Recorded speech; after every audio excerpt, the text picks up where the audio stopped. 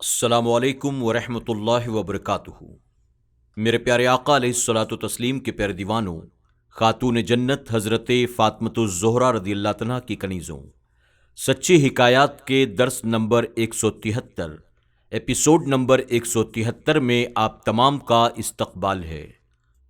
الصلاۃ والسلام علیک یا حبیب اللہ، الصلاۃ والسلام علیک یا نبی اللہ، وعلی آلک واصحابک یا نور اللہ، صلی اللہ تعالی علیہ وسلم۔ حکایت نمبر 539۔ اگر دارد برائے دوست دارد۔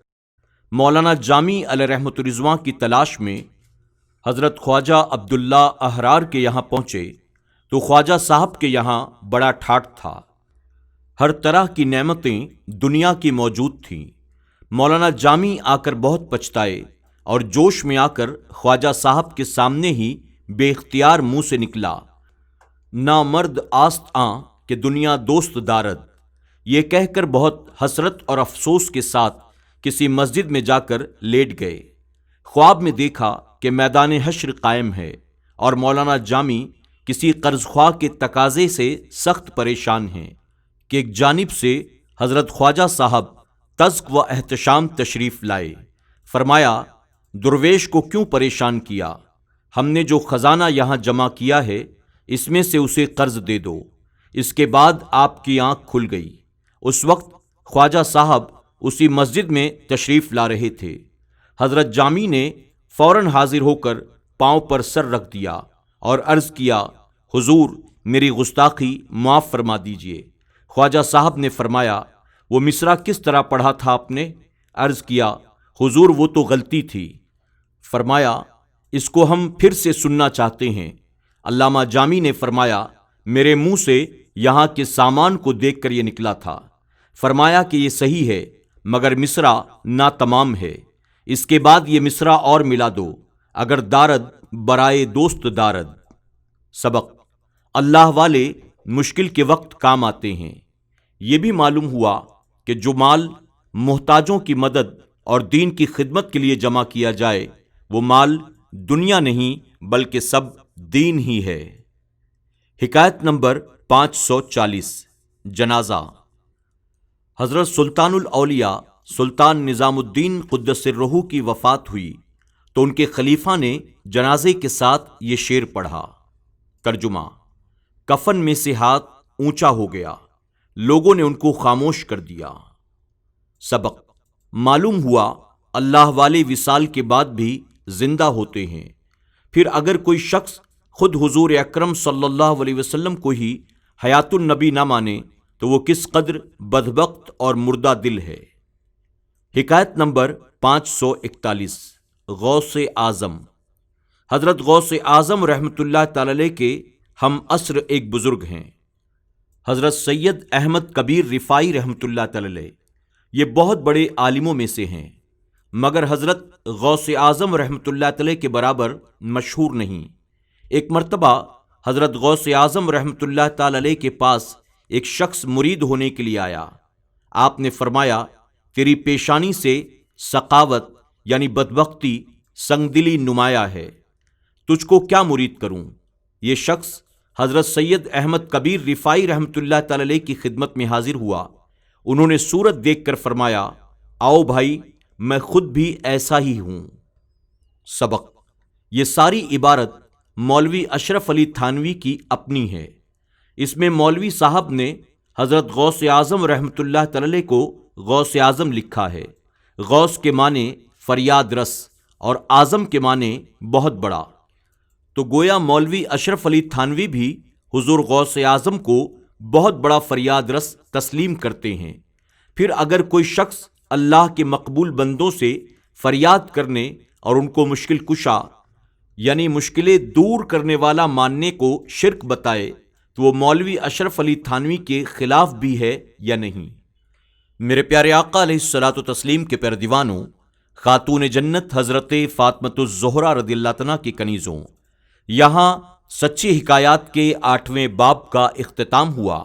اب ہم 9वें बाब का आगाज कर रहे हैं जो खुलफा और सलातीन के ताल्लुक से है। इस बाब में आइए पहली हिकायत हम सुनते हैं। हिकायत नंबर 542, सवारी का घोड़ा।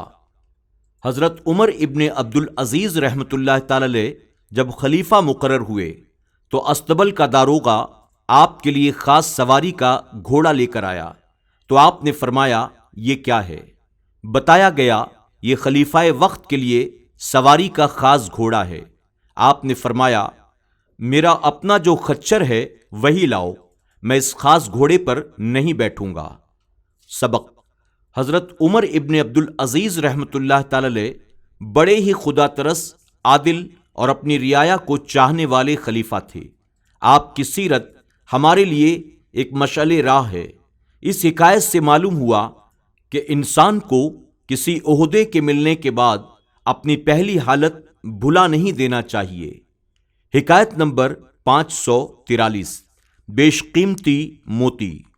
हजरत उमर इब्ने अब्दुल अजीज रहमतुल्लाह तआला की बीवी फातिमा बिन्त अब्दुल मलिक के पास एक बेशकीमती मोती था जो उनके वालिद अब्दुल मलिक ने उनको दिया था।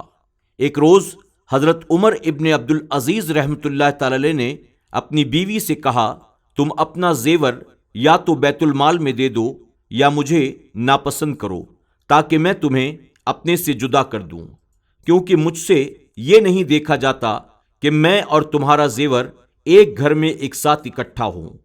आपकी ज़ौजा मुहतरमा ने जवाब दिया, मैं आपको अपने जेवर के मुकाबले तरजीह देती हूं, यानी अहमियत देती हूं। आप मेरा तमाम जेवर बैतुल माल में दाखिल कर दीजिए। चुनांचे आपने अपना सारा जेवर बैतुल माल में जमा करा दिया। जब आपका इंतकाल हुआ और यजीद इब्ने अब्दुल मलिक तख्त पर बैठा तो उसने कहा, सारा जेवर बैतुल माल से वापस दे दिया जाए। आपने जवाब दिया कि जो चीज़ मैंने अपनी खुशी से अपनी हयात में दे दिया वो अपने शौहर के इंतकाल के बाद भी वापस नहीं लूंगी। सबक। खुदा तरस हाकिम दुनियावी माल से कभी मोहब्बत नहीं करते। वो हर हाल में अपनी रियाया के फायदे को मलहूज रखते हैं। ये भी मालूम हुआ कि जो लोग बैतुल माल के माल को घर का माल समझते हैं वो बड़े ही नाकिबत अंदेश हैं। हिकायत नंबर 544, भेड़िए और बकरियां।